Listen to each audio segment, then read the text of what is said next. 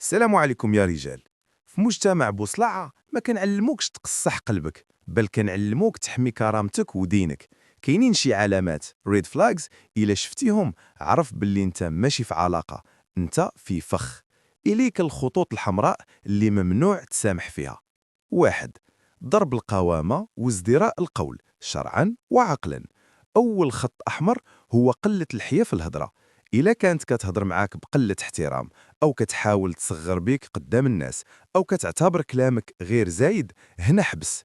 الله كلفك بالقوامة، والأنثى اللي ما كتحترمش كلمة الراجل في المعروف ما غتحترمش حدود الله فيك مستقبلا. جوج، محاربة الغيرة، الدياثة المبطنة. إلا كانت كتعتبر غيرتك على لبسها أو خروجها أو كلامها مع الرجال تخلف أو مرض نفسي، هذه علامة خطر. في الشرع الغيرة عبادة، والراجل اللي كيتنازل عليها كيتسمى ديوث. اللي ما كتغيرش على دينك وقيمك غتجرك للحرام وانت كتضحك. 3، الابتزاز بالبلوك والهجر.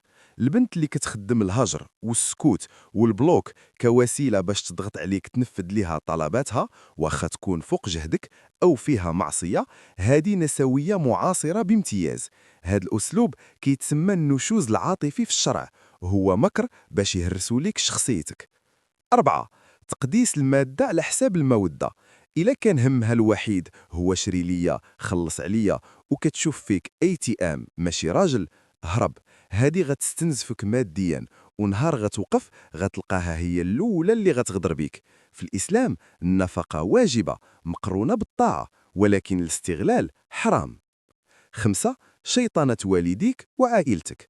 الخط الأحمر اللي كيهدم البيوت هو ملي تبدا تحرضك على والديك أو تحاول تعزلك على عائلتك. هذه قاطعة رحم، والشرع كيوصير بالبر.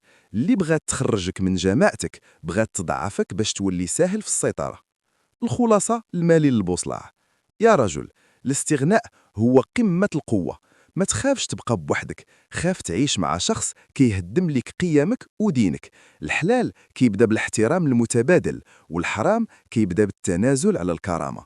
سؤالي لكم اليوم، شنو هو الخط الأحمر اللي بالنسبة ليك مستحيل تسامح فيه، واخا تكون كتحماق على الطرف الآخر؟ خليوا لي تجاربكم في التعليقات. الوقاية خير من ألف علاج، والكرامة فوق كل شيء. تهلاو.